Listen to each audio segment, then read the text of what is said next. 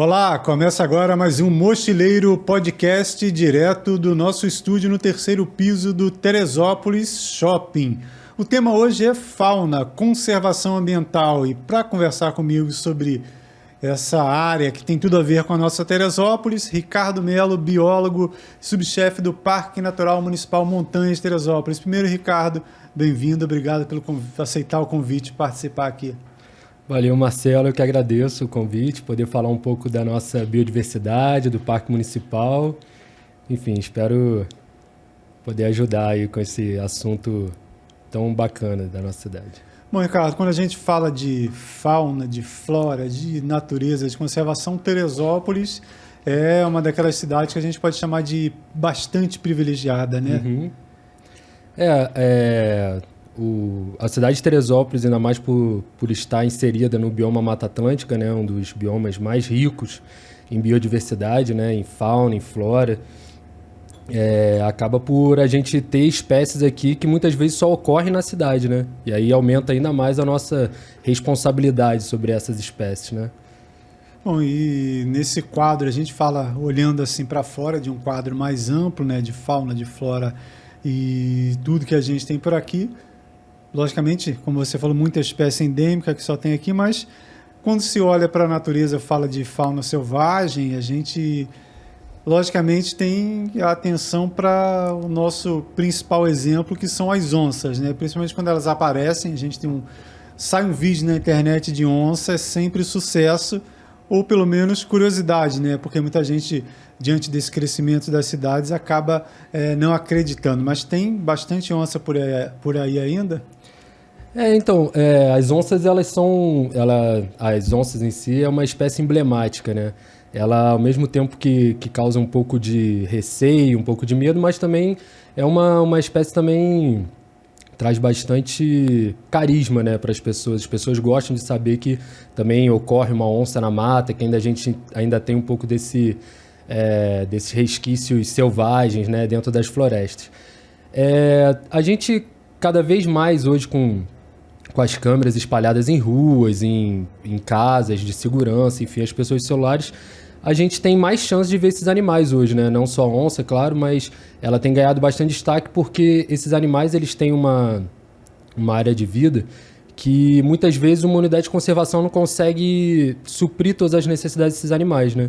Principalmente a onça, ela precisa ir em outros fragmentos procurar alimento, procurar área para reprodução, enfim. Então acaba que na passagem hoje desses fragmentos, por exemplo, de um parque municipal para uma outra APA, uma outra área protegida, ou mesmo um topo de morro que ainda tem uma floresta conservada, esses animais eles acabam passando por ruas ou por áreas que antigamente não se tinham casas e hoje a gente tem, né?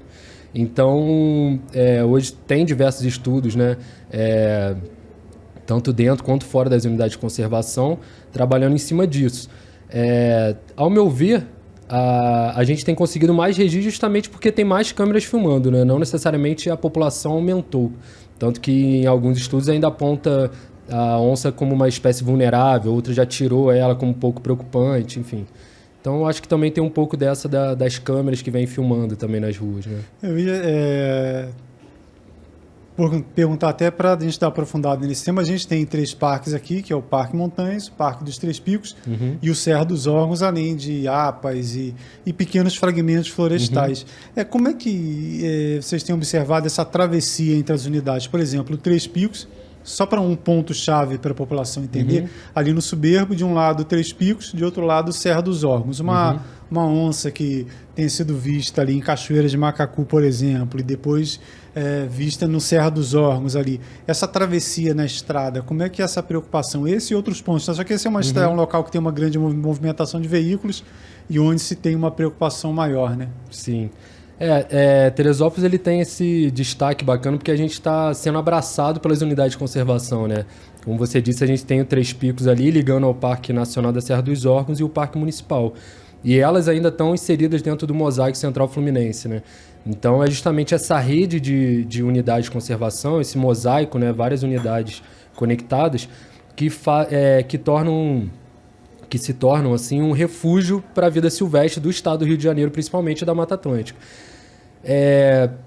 Quando a gente tem a aproximação dessas unidades, e ainda mais ela sendo dividida por uma estrada, como é o caso ali que divide os Três Picos do Parque Nacional, isso acaba se tornando um problema justamente por ter 2 fragmentos perto, né, bem conservados, por serem unidade de conservação, e acaba que o animal ele né, tenta passar por ali, só que pela grande movimentação das estradas, isso né, acaba acontecendo um atropelamento, as espécies são feridas, muitas vezes também não só pela passagem, mas vale deixar destacado também, que às vezes quando a gente joga uma fruta do carro, por mais que a gente fale, mas é orgânica, ela vai se decompor, quando você joga uma fruta do carro e ela cai na beira da estrada, aquilo atrai animais para perto. E aí pode atrair um gambá vai atrair um predador, um gato do mato, um gavião, enfim, até uma onça, e aí esse animal pode ser atropelado também, né? Por isso que é importante também a gente ter essa consciência que a estrada, infelizmente, é um risco, né, para a vida silvestre. Inclusive, no ano passado, se eu não me engano, saiu uma estatística de atropelamento de animais no Brasil, é altíssimo, né? É um dos maiores do mundo. Isso contando todas as estradas, né? Tem uma estimativa, se a gente colocar no Google lá, de animais atropelados, e aí vem invertebrados, enfim, mamíferos, aves e tal, contando tudo. A gente tem basicamente uma espécie por minuto. É uma contagem regressiva de espécies que a gente vai perdendo, né? E isso é muito grave, né? Isso contando tanto estradas pavimentadas, estradas de chão, enfim. Agora, a gente nem tinha anotado esse tópico, não, mas eu acho válido. Mudou hoje a concessionária da estrada, né, da principal, da BR-116. Será que tem algum projeto aí? Você já ouviu falar de algum projeto para se construir passarelas ou túneis? Porque na época da CRT existiam alguns pontos e tal estratégicos, mas não se via nenhum trabalho nesse sentido. Você que está no meio, que está no campo, tem alguma ideia já disso aí, dessa empresa nova? Eu particularmente não sei de uma proposta de trabalho dessa. Eu sei que na estrada, né, que cruza o Parnaso, que é de Iguape para Teresópolis, tem corredores subterrâneos, né, que acaba acontecendo a passagem de fauna. Mas são pontos, são locais pontuais, mas eu não sei que de outros pontos ali perto dos Três Picos ou do Parque Municipal. A faixa da estrada que passa perto do Parque Municipal é muito curta, é perto de Andrada já, né, que a gente chega bem perto ali, agora, enfim, com a ampliação pode chegar um pouco mais perto. Mas eu não sei de projetos. Isso é bacana, que eles têm uma equipe lá que faz esse monitoramento das estradas, então eles vêm acompanhando e tal. E esse trabalho, junto das unidades, é importante a gente mapear isso, até as pessoas quando estiverem passeando de bike, a pé, ver um animal atropelado, tira foto, registra, passa para a unidade, porque assim a gente consegue ter uma ideia se aquele trecho ele é muito sensível, se muitas espécies passam ali. E aí a unidade a gente pode ir cobrar, né, da concessionária que tem uma atenção maior ali, que faça alguma coisa para se evitar esses atropelamentos, né, no caso. Bom, nossa onça parda, puma concolor, também é leão da montanha, né? Tem popularmente Sussuarana. Ela tem hábitos um pouco diferentes, por isso talvez a gente não se depare com ela, por exemplo, na trilha da Pedra do Sino. A gente sabe que ela está na área do parque, mas eu estou lá caminhando 3 horas da tarde, dificilmente eu vou me deparar com uma Sussuarana. Qual é o hábito dela? Tarde, noite? A gente tá fazendo um levantamento bacana lá no parque com câmeras trap e tudo. Isso foi até um pouco parte da minha pesquisa de mestrado, em que a gente pega todos esses registros fotográficos, analisa esses dados, né? Então a gente consegue ter uma densidade melhor dos horários que ela ocorre, né? São animais que percorrem a maior parte do tempo no horário noturno, né? De madrugada, de noite, mais a partir de 10 horas e madrugada dentro. É um animal que evita o contato com o ser humano ao máximo, né? Isso por experiência própria, assim, eu e os meus amigos lá que trabalham comigo lá no Parque Municipal, a gente faz trabalhos de monitoramento noturno para fazer levantamento de fauna, enfim. A gente procura a onça muitas vezes, procura o rastro, vai na pegada, sabe onde ela passa, sabe o horário, mas né, teoricamente que ela passa ali, a gente não acha porque o animal ele sente nosso cheiro, ele escuta a gente chegando, enfim, é um animal que evita essa passagem. Então, assim, a chance de você, vou botar aqui, ser premiado de encontrar uma onça, de ver um animal desse, é mínima. Diversos montanhistas aí, pesquisadores, procuram esses animais, vão em trilhas e não acham, né? Então é muito raro ter essa oportunidade. Até nesse meu tempo todo de montanha, de vez em quando alguém faz essa pergunta assim, mas você não tem medo de encontrar uma onça? Eu falo, até gostaria de encontrar uma onça, eu já com a minha câmera pronta já para fazer um registro, mas infelizmente realmente não rolou, né? Mas as pessoas realmente têm essa mística, né? De achar que vai para o Parque Nacional vai ser devorado por uma onça, ou ela vai querer atacar a barraca da pessoa, por exemplo. Aliás,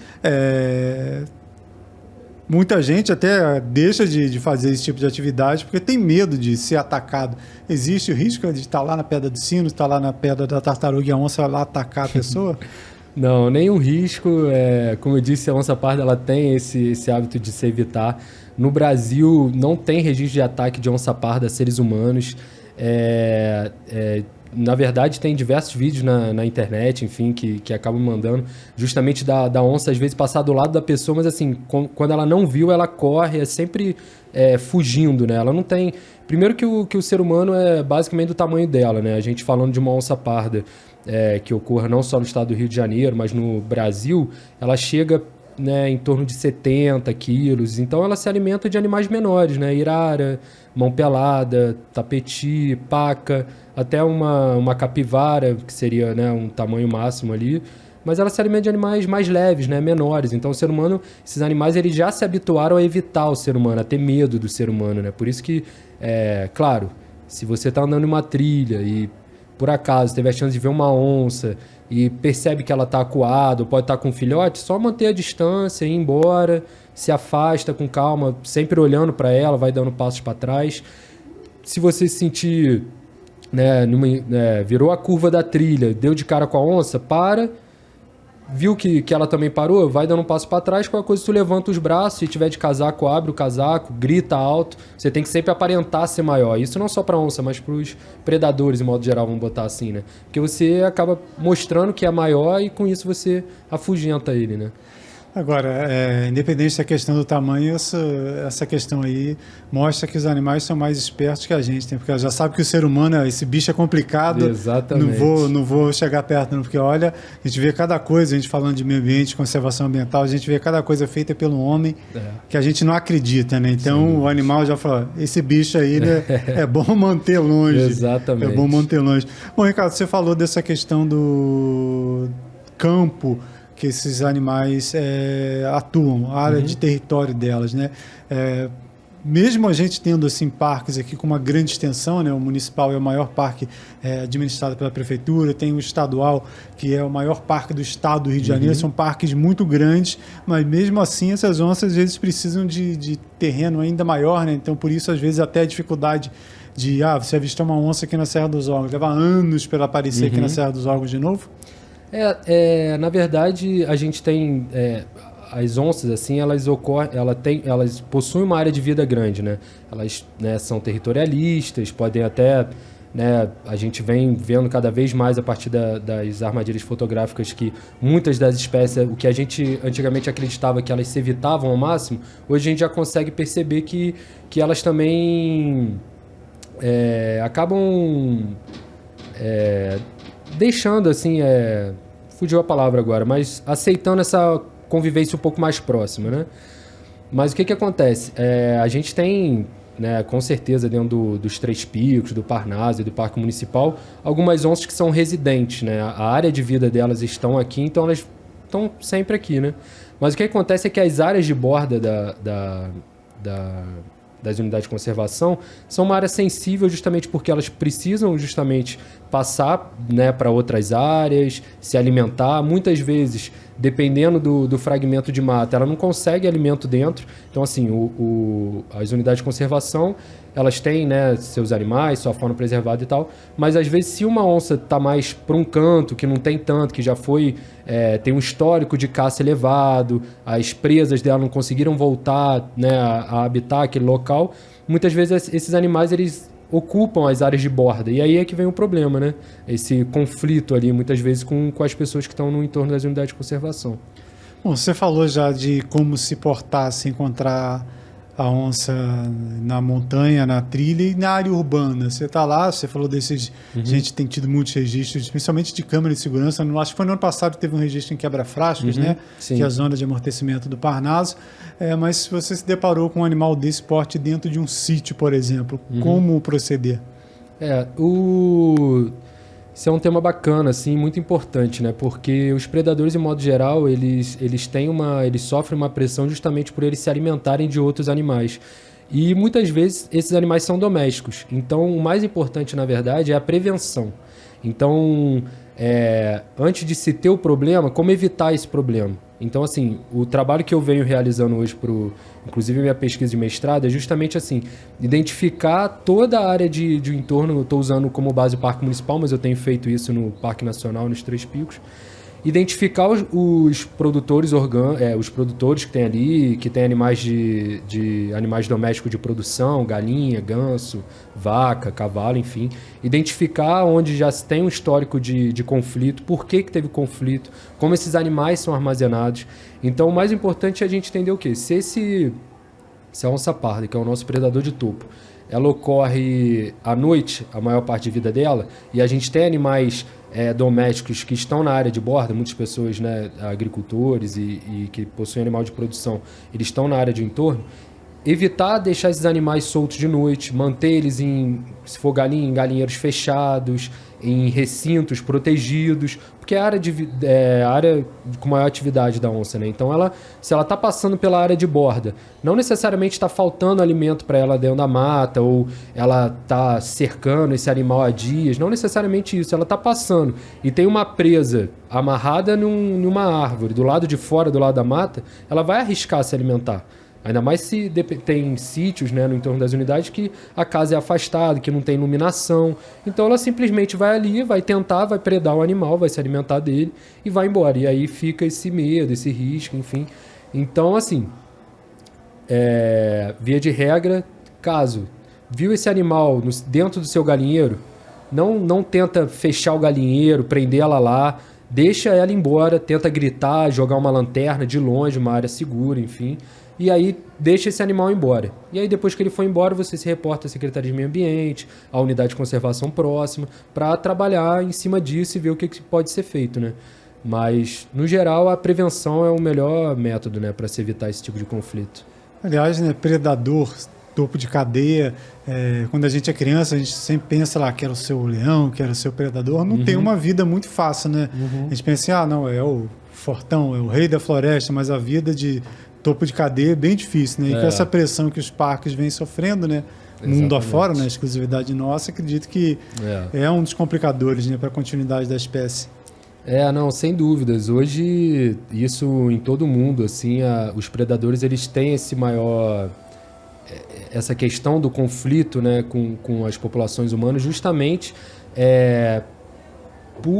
pelo ser humano estar sempre relacionado a ter animais de produção, né, ovelhas, os pastores de ovelhas, enfim, em diferentes regiões do mundo e de outros animais, enfim, e ter sempre um predador, né? Tem locais que são os ursos, tem locais que são os lobos, tem o tigre, tem os leões, enfim. Então isso gera o conflito, né? Só que acaba que quem sempre perde são os predadores, né? São esses animais silvestres, porque a pressão, a retaliação para se resolver o problema é justamente matar esse animal, e assim tem uma falsa ilusão de que isso resolve o problema. Só que o impacto de não se ter um predador de topo dentro de uma floresta é incalculável, né? Porque ele controla toda a população de herbívoros, de toda essa cadeia alimentar que vem por baixo dele. A gente tem que ter um animal de topo. Hoje, na Mata Atlântica, por exemplo, voltando para o Rio de Janeiro, a gente não tem mais a onça pintada, né? Que era o predador de topo também da Mata Atlântica, enfim. Ela foi extinta do estado do Rio de Janeiro e hoje quem faz esse papel é a onça parda. Então, principalmente pequenos agricultores, grandes agricultores que escolhem ter suas plantações também perto de áreas naturais, pelos polinizadores, pelos serviços ecossistêmicos, né? Água, ar puro, solo, enfim. Todos esses recursos estão relacionados a essa comunidade biológica que está equilibrada. Então, quando a gente tira esse predador, às vezes você aumenta os herbívoros que vão comer sua plantação, vai aumentar a população talvez de jacu, de, sei lá, paca, algum animal que vai começar a te dar um prejuízo, né? Então, isso tem que ser equilibrado, tem que se entender a dinâmica ali para perceber que o equilíbrio ele é possível e dá para se coexistir, né, com esses animais. Ricardo, seu trabalho base é o Parque Montanhas, mas logicamente você tem uma boa relação com Três Picos, com o Serra dos Órgãos. E no Serra dos Órgãos, alguns anos atrás, a gente teve um registro aí, o único registro aí de onça com leucismo, que é uma falha na produção de melanina que deixa a pelagem da onça, popularmente dizendo, branca, né? Como é que foi para quem é da área, quem é do meio de pesquisa, se deparar com essa notícia? Foi um registro muito bacana, né? Estava dentro do trabalho da Cecília. Quando eu vi a imagem a primeira vez, ao mesmo tempo assustador, encantador, assim, como uma onça branca dentro de uma floresta verde, né? Como ela chama atenção, principalmente na foto, né? Foi um único registro até hoje no mundo, assim, eu acho que foi um marco bacana para o Parnaso, para a pesquisa, e o quanto a gente ainda tem para descobrir, né? Muitas vezes a gente tá ali em campo, né? Hoje a gente consegue monitorar grandes unidades de conservação, isso é muito positivo. E muitas vezes a gente, no início, a gente vai vendo passagem desses animais, de onça, de outros felinos, enfim. E só que a longo prazo a gente vai se acostumando com ver, já sabe onde armar e tal. Então isso é bacana, assim, porque isso fomenta esse sentimento de que sempre pode ter algo mais, né? Então a gente sempre vê cada vídeo do 0 ao 15 segundos, com detalhe, porque às vezes é um rabo, alguma parada, alguma coisa nova que pode surgir, né? Foi muito bacana esse registro. Aliás, no ano passado, você que deve ter visto na internet, rolou um vídeo dizendo que a onça branca havia aparecido em Petrópolis de novo, descendo uma encosta, e no final era só um gato gordinho, né? Exatamente. É interessante porque isso tem dois lados, assim. Primeiro que, de fato, a onça é um animal emblemático e as pessoas querem ver ela, querem saber que ela está ocorrendo ali. Mas também deu medo, óbvio, mas elas querem falar, olha, tem aqui na cidade, olha no paredão ali. Mas essa do gato foi bacana, mas assim, óbvio que muitas pessoas não se atentam a isso, mas é importante a gente ver, assim, até no vídeo dá pra ver que é um animal de porte pequeno, porque ele tá passando em cima de uma bromélia, uma bromélia imperial, e por a gente estar em campo também já ter uma ideia do tamanho dela, quando deu pra ver o gato já dava pra ter uma ideia que não era a onça parda, né, porque ela é um animal maior. Mas pelo ano do registro, que foi, se eu não me engano, em 2013, que eles tiraram aquela foto. Para 2023, ali a gente está falando de uma onça que talvez tenha, sei lá, seus 2, 3 anos ali, pelo tamanho e tudo. Estamos em 2023, a chance de ela ainda estar viva na natureza, talvez seja quase zero, né?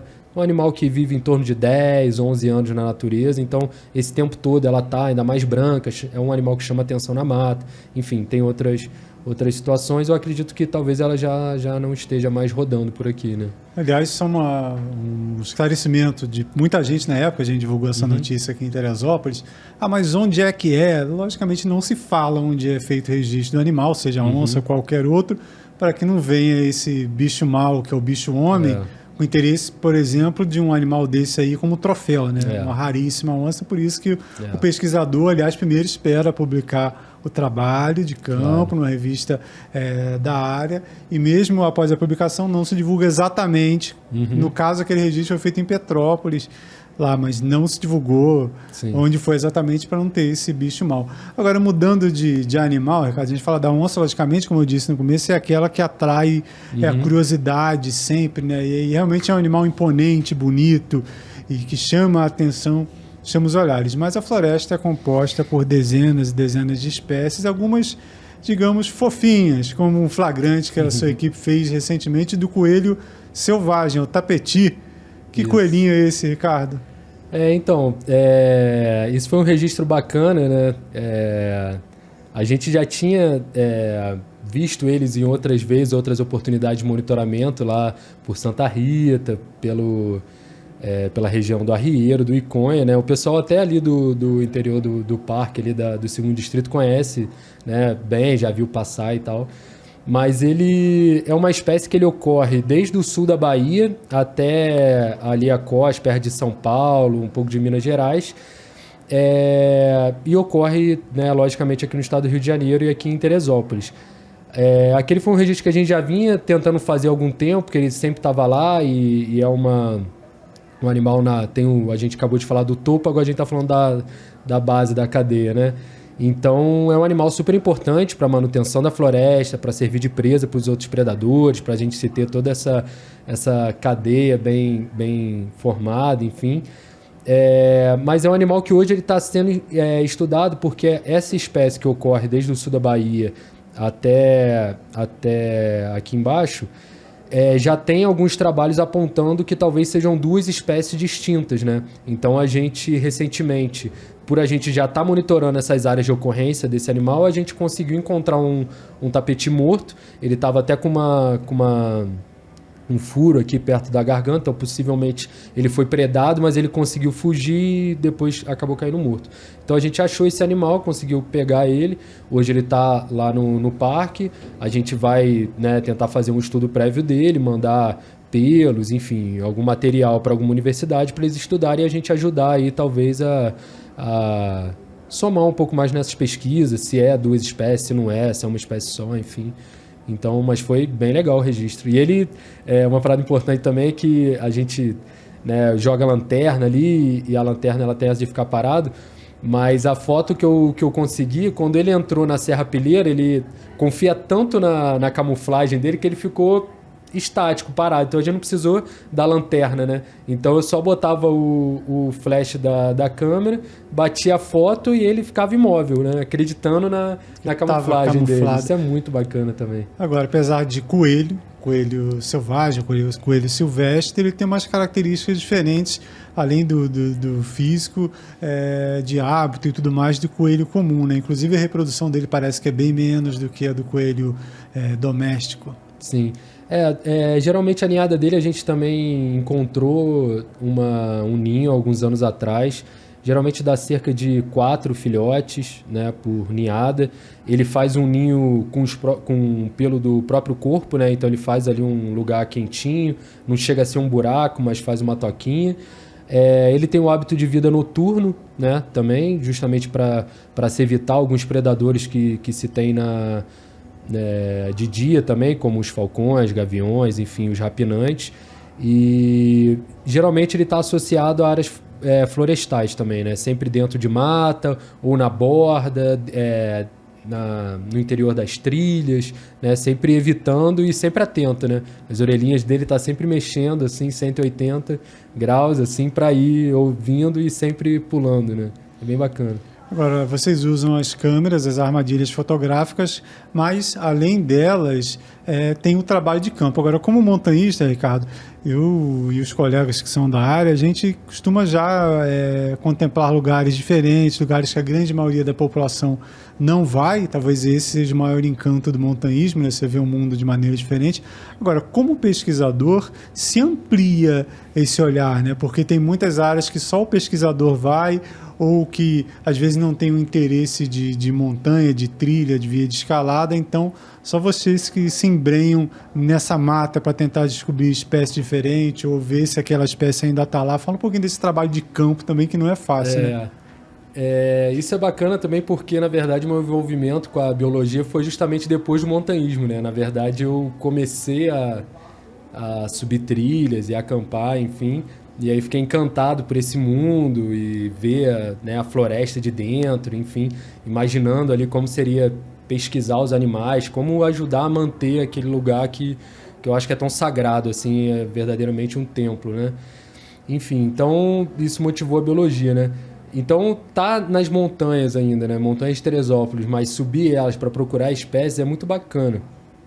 Inclusive na semana passada a gente estava na companhia de um pesquisador aqui no parque, um pesquisador do Jardim Botânico que está em parceria com o INEA, e eles estão buscando algumas espécies endêmicas da flora de altitude, né, das montanhas. A flora endêmica, o endemismo, né, são as espécies que só ocorrem em tal lugar. Então, por exemplo, se ela é endêmica da Mata Atlântica, ela só ocorre na Mata Atlântica. Se é endêmica do estado do Rio de Janeiro, só ocorre no Rio de Janeiro. igual a gente encontrou endêmica de Teresópolis, ou seja, só tem Teresópolis e nenhum outro lugar do mundo. Isso é maravilhoso a gente saber que ainda tem esses remanescentes, né, de espécies únicas, né, já que é tudo tão, ainda mais o topo de montanha, elas são sensíveis. Então a gente de fato tem áreas dentro do parque, depois do plano de manejo, que a gente faz um levantamento e a gente faz o zoneamento dessas áreas, e as áreas que são próprias para visitação, para pesquisa, que tem, né, potencial para algumas atividades, enfim. E algumas dessas montanhas elas são especificamente para pesquisa. Então hoje na semana passada a gente subiu 3 montanhas, né, do parque. 2 delas são abertas para visitação, uma a gente ainda é uma visitação, né, de menos intensidade justamente por conta da sensibilidade dessas áreas, e a gente encontrou nesse campo, foram 5 espécies endêmicas do estado do Rio de Janeiro, e se eu não me engano foram uma espécie que é essa que só ocorre em Teresópolis, né? Ela só foi encontrada na Pedra do Camelo, na Pedra do Sino e no Pico Maior dos Três Picos. E altitudes, né, a Pedra do Sino e Pico Maior tem uma altitude mais parecida, mas a do Camelo é uma altitude bem menor. Bem abaixo. Bem menor. E essa espécie, ela é bem emblemática, assim, eu achei bacana. Ela é da família das velózias, né, enfim. E ela dá... Eu brinquei que ela é tipo uma planta bem que suicida, porque ela dá na ponta do paredão quase caindo. Ela tem uma característica bem específica, assim, de dar em uns trechos que parece que ela tá para cair, assim, no precipício. É bem legal. Agora, já remete a uma pergunta que eu ia fazer a você.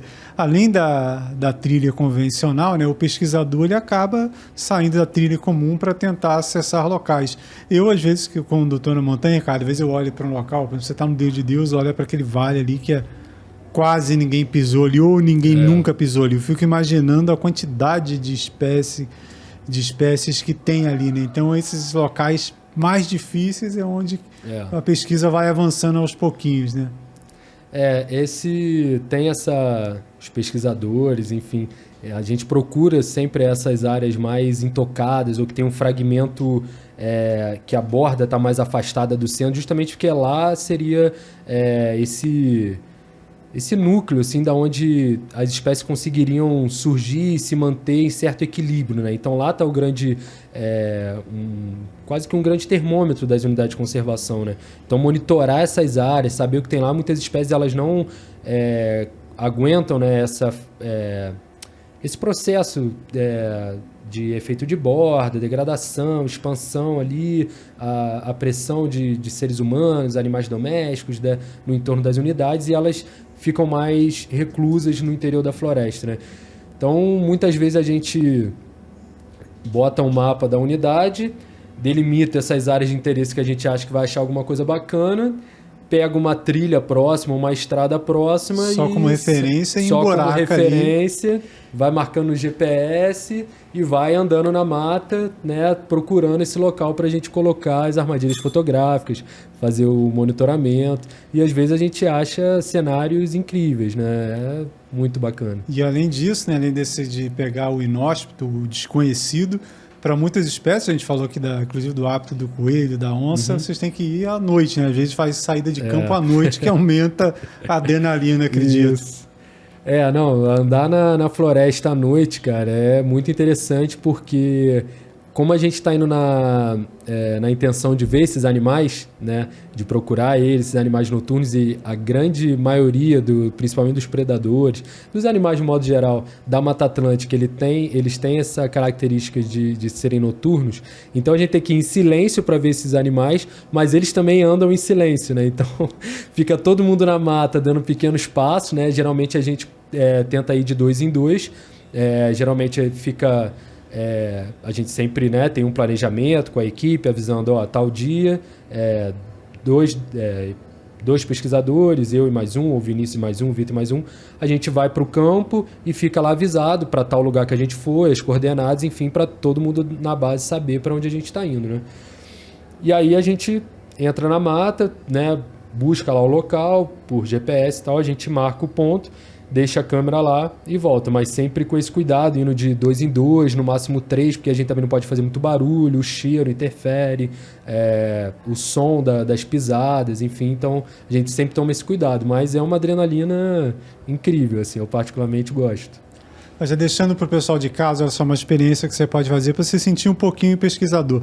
Se você tiver em casa um jardinzinho, não, um fragmentozinho de floresta, olhe ele durante o dia e à noite vá para esse mesmo local com uma lanterninha para ver a quantidade de insetos, de espécies que você nem imaginou que existia ali, né? Só um olharzinho à noite, né? Sai, pega o seu quintal lá, aquele fragmento de mata, vá lá com a lanterninha pesquisar, vai se assustar com a quantidade de inseto, de aranha e de tantas espécies que sequer você imaginava. Ricardo, voltando para a luz do dia, outro campo que o parque tem investido bastante é em relação às aves, a observação de aves, a identificação de aves, tanto que o parque lançou em 2020 um livro que tem como foco justamente as aves do Parque Montanhas Teresópolis, e no lançamento do livro, eu anotei aqui, havia 294 aves identificadas na área do parque. Aí você, na nossa conversa prévia aqui, você já deu um número maior, né? Que número de aves já identificadas só na área do Parque Montanhas? Hoje na lista oficial do parque, até hoje a gente tem 333 espécies. Então a gente já aumentou aí mais 34 espécies, né? Bom, a gente, depois do lançamento do livro Admiráveis, a gente teve justamente esse pensamento ali. Na época eu estava no setor de biodiversidade, e nesse livro porque eu não participei na época do segundo Admiráveis, né? Eu entrei, ele já tinha sido finalizado. Mas ele apontava do potencial do parque, de como isso é um incentivo bacana para a região. Ele já falava da importância da observação de aves, não só para unidade de conservação, mas para trabalhos socioambientais, enfim. E aí eu peguei esse livro e tal, chegou um estagiário para mim lá na época, o Rafael Góes, que é até bombeiro, e ele estava fazendo turismo na UERJ. E aí ele chegou lá para mim, a gente trocou uma ideia, ele falou, cara, vamos fazer um projeto bacana e tal. Eu falei, saiu aí o livro do Admiráveis, o que tu acha de a gente implementar um roteiro de observação de aves aqui no parque? Aí ele topou, a gente começou a escrever o projeto e tal, ele encabeçou essa parte escrita, né? Aí eu fiquei indo para campo, fazendo um roteiro, desenhando, comecei aí nos produtores orgânicos ou em quem vendia almoço, num lojista, quem tem um trabalho às vezes de hospedagem, enfim, a gente foi mapeando essa área e aí foi vendo também estrada, porque quando a gente faz um roteiro de aves, a gente tem que pensar que o observador ele quer uma área segura, muitas vezes que dê para chegar de carro, que tenha uma biodiversidade bacana, enfim. Então isso tudo foi levado em conta para a gente montar o roteiro. E o primeiro passo do roteiro, que a gente fez até um mapinha de bolsa, é isso, né? Ele pega ali em torno de Santa Rita, Arrieiro, e vai para Tartaruga e pega um ponto do Iconha também, que são áreas que têm uma variedade bacana de aves, né? Inclusive, vocês frequentemente têm realizado eventos, né, para atrair o público comum, entre aspas. Porque tem uma galera que já é especialista em birdwatching, já virou estilo de vida, e tem a galera também que gosta de admirar pássaro, e com vocês acaba aprendendo um pouquinho mais, né? Inclusive, no último evento de Santa Rita, eu lembro, deu bastante gente, né? Vocês abriram a inscrição, já fechou rapidinho. A gente tem conseguido fazer esses eventos, assim, e tem dado bastante gente, né, participando. Agora, no dia 4 de novembro, vai ter o 6º Vem Passarinhar nas Montanhas de Teresópolis, em que a gente disponibiliza a van do parque. A gente faz uma inscrição prévia, né, para as pessoas que querem ir, pelo menos pegar essa carona com a van do parque. Então as pessoas se inscrevem, fica até às vezes lista de espera, pessoas, né, até o último momento ali, desistiu alguém, posso ir e tal, né, mas dá para ir de ônibus, com um carro particular, enfim. Aí a gente disponibiliza a van, ela pega as pessoas ali na Prefeitura de Teresópolis, leva para o parque. Então a gente começa dando uma olhada nas espécies do brejo que tem ali perto da entrada do parque, que é uma área bastante rica, áreas alagadas assim, elas são tanto um refúgio para espécies migratórias, espécies que estão procurando alimento, rapinantes, enfim, é uma área bem bacana, a gente consegue ter bastante registro legal lá. Dali a gente vai para a sede do parque, roda o lago, que também tem umas espécies bacanas ocorrendo ali. Inclusive agora, no dia 5, vai ser a inauguração da nossa casinha. A gente tem uma casinha de observação agora no lago, que ela é específica para observação de aves, que a equipe montou. E depois a gente rola a trilha do Jacu, do Tangará, divide 2 equipes. E quando termina o percurso, a gente ainda dá a opção do visitante almoçar em um dos produtores orgânicos da região que estão cadastrados dentro desse roteiro, né? Então a gente cadastra os interessados no entorno do parque. Tem gente que vende artesanato, tem gente que faz almoço, que vende orgânico, tem a feira orgânica. E a gente traz eles para esse envolvimento, né? Tem a feira lá do parque de orgânicos, aí tem uma organização entre eles lá para essa do almoço. Então, quando a gente consegue fechar o número mínimo para eles, a gente leva eles até lá, a galera almoça, paga diretamente pro produtor, a gente faz tudo de graça, leva ele lá, tem o motorista, tem o guia, geralmente sou eu, ou o Vitor, ou o Vinícius. Mas é todo um trabalho para se desenvolver essa questão da observação de aves, mostrar como isso é um potencial, que o ecoturismo ele funciona e tem renda, e para envolver, né, tanto o produtor, o morador do entorno do parque com o parque. Ele vê que aquilo lá também é a casa dele, ele também pode tirar, né, um dinheirinho extra dali, o parque está ali para ajudar, né? E aí depois a gente retorna e deixa as pessoas na prefeitura. Aliás, né, isso é importante para reforçar essa necessidade do parque ser parceiro das comunidades do entorno, né? Uhum. Eu conversei com o Flávio Castro aqui lá no comecinho desse projeto de podcast, a gente falou até da dificuldade lá na fase inicial, um ponto ou outro ali havia uma resistência da criação do parque, mas hoje a gente olha assim de modo geral, né, a população do entorno do Parque Montanha, seja em Santa Rita, seja na região da Posse, Salaco, Arrieiro, tem sido parceira, né? Essa relação comunidade-parque é muito importante, né? Sim.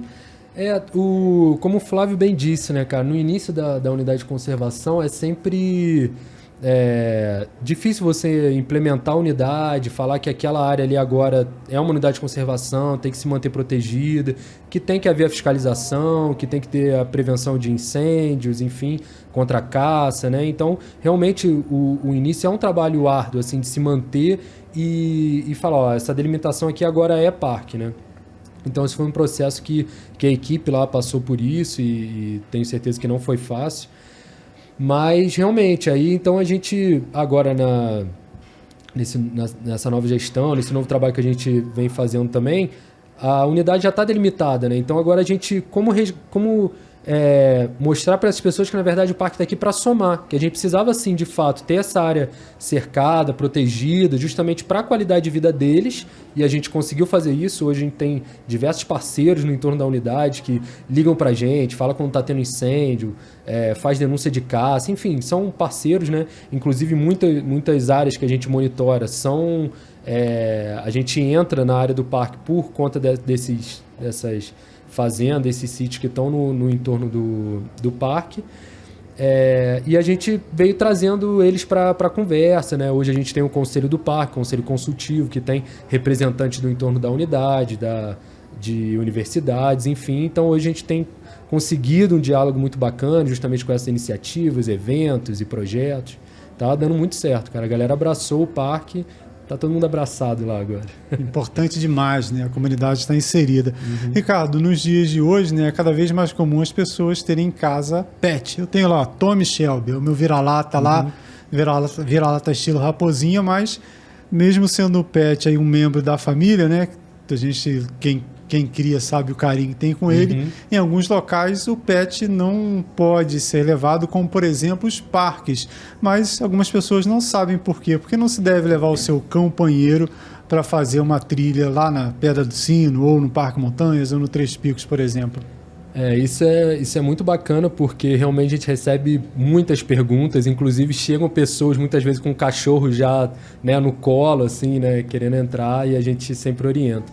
O que acontece? Os animais domésticos eles não podem entrar dentro dos parques, enfim, justamente por conta de que a gente está levando um animal doméstico que tem contato com uma variedade de doenças, de parasitas, enfim, que os animais silvestres muitas vezes não estão preparados para se combater com o animal doméstico. Eu tenho minha cachorra, a Flora, ela está com algumas ictisias, a gente logo dá um remédio, logo cuida, a gente consegue, né, enfim, cuidar dela e ajudar. Os animais silvestres, eles não têm isso, né? Então, muitas vezes, a gente, na verdade, um estudo que vem acontecendo hoje no parque, da Elisa, é justamente para entender o impacto dos animais domésticos sobre os animais silvestres dentro da unidade de conservação. No caso, a gente está usando o parque municipal. Porque a gente vê casos, por exemplo, de cachorros domésticos com sarna passando em áreas do parque, e tempos depois a gente vê um cachorro do mato, como vê muitos casos de lobo-guará com sarnas. E é um animal que, se a gente não conseguir capturar e tratar, ele vai morrer e espalhar isso para outros animais. Então a gente vai ter um declínio dos animais silvestres justamente por esse pequeno contato ali do animal doméstico pela área de vida, ou muitas vezes por uma luta, enfim. Né? A gente teve um caso recente aí da FIV, né, na onça parda, que rodou aí principalmente o estado do Rio de Janeiro, que é uma onça que até então era de um gato que só ocorria em gatos domésticos. A gente encontrou numa onça parda. E aí hoje tem uma problemática, né, com isso. Então, justamente por essa questão dessas doenças de animais domésticos poderem passar para os animais silvestres, é que não se pode levar os animais domésticos para dentro do meio natural, né? Porque os animais silvestres, eles já estão ali, né, sofrendo com diversos impactos, né? Já é uma pressão enorme diária, né? Exatamente, né? Desmatamento, perda de hábitats, incêndios, caça, mais os animais domésticos. Os animais silvestres, eles estão, né, sempre encurralados ali, né? Bom, Ricardo, como proceder?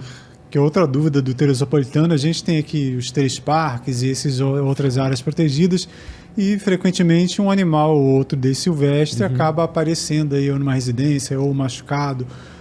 Não só, logicamente, onça, a gente falou, é muito mais difícil, mas principalmente cobra, sim, ave, às vezes alguns roedores aí diferentes. E como proceder, né? A pessoa está em casa lá, apareceu um animal silvestre machucado, ou está encurralado lá num galinheiro, uma situação qualquer. Como proceder nesse caso? Bacana essa pergunta também, porque muitas pessoas elas acham que as unidades de conservação elas também têm o dever de receber esses animais, e na verdade não é bem assim, né?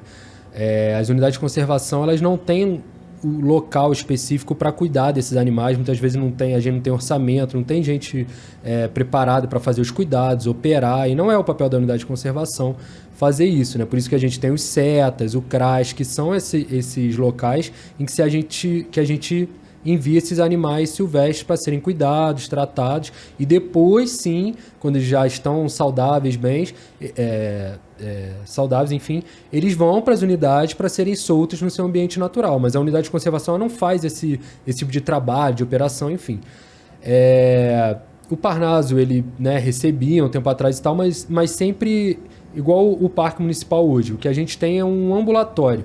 A gente tem sim um veterinário, um cuidador, para receber um animal do entorno da unidade, porque a gente não tem como pegar os animais silvestres da cidade inteira. E acredite, chega.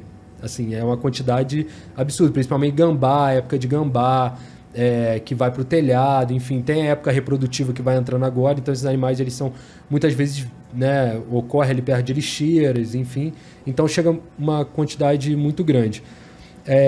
O ideal é que, se a gente receber um animal desse, a gente entre em contato com a Secretaria de Meio Ambiente, com, às vezes, o bombeiro, dependendo dos casos, né? Se tiver dependendo do animal preso em algum lugar, cobra, enfim, não tente pegar esse animal, porque muitas vezes você pode se machucar, ele pode te morder e isso, né, acabar acarretando um outro tipo de problema.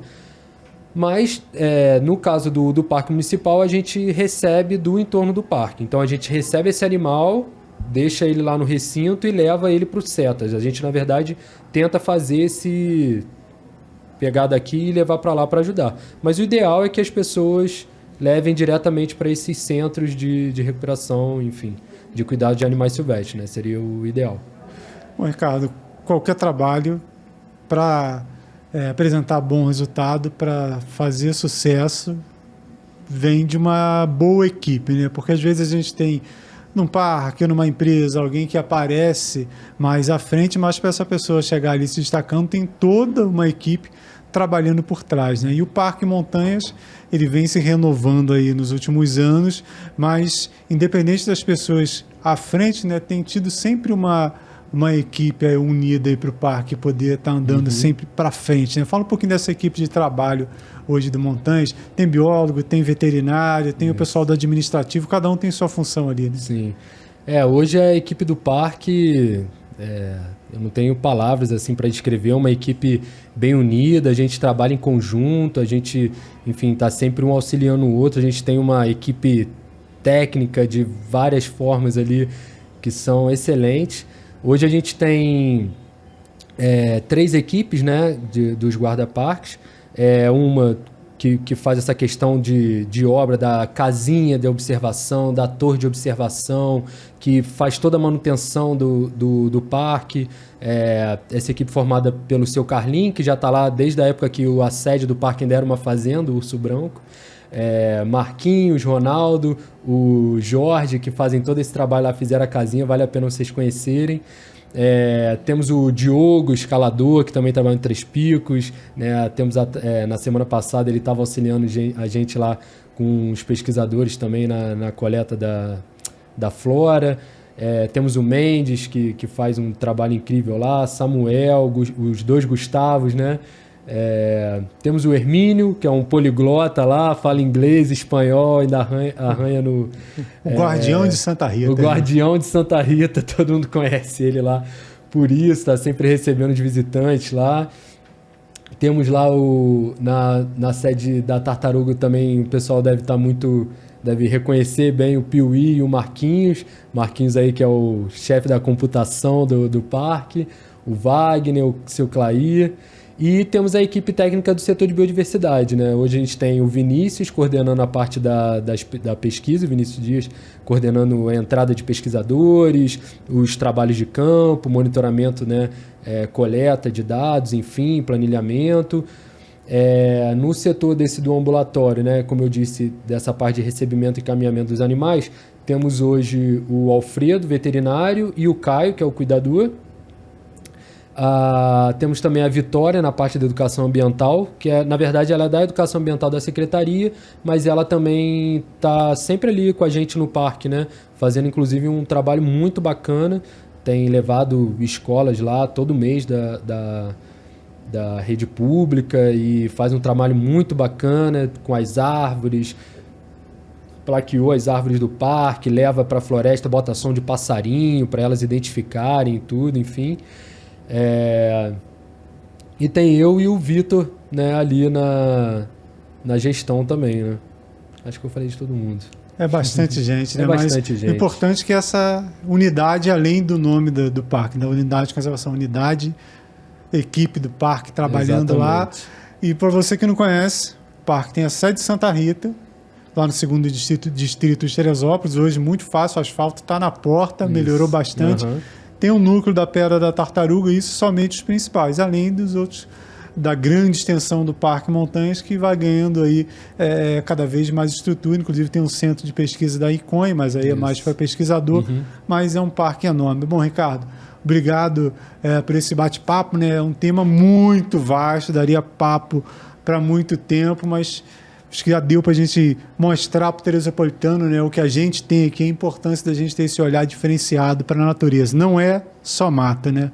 Sem dúvidas. A gente tem que entender que a gente é muito privilegiado por estar em Teresópolis, por ter uma biodiversidade incrível, assim, justamente como foi falado nesse programa inteiro, mas de muitas vezes a gente ter espécies únicas, inclusive refúgios, né? Queria só finalizar dizendo que, inclusive, Teresópolis hoje está sendo palco de algumas espécies que não eram mais vistas no estado do Rio de Janeiro há quase 10 anos e a gente conseguiu registrar elas lá na Pedra de Santa Rita há 2 anos atrás, mas é uma delas, né, que foi o falcão de peito laranja, o falco de Euroleucus, mas é só para mostrar como Teresópolis tem esse potencial e é um verdadeiro refúgio ali para a vida silvestre, para a gente ser... A gente é privilegiado, né? Tem que agradecer e cuidar. Isso aí, valeu, Ricardo. Próximo Mochileiro Podcast, Mulheres na Montanha. Como é que será que está aqui em Teresópolis? Tem mulher escalando? Tem mulher caminhando? Tem preconceito? Vamos saber disso tudo no próximo Mochileiro Podcast, direto do nosso estúdio no 3º piso do Teresópolis Shopping. Até lá!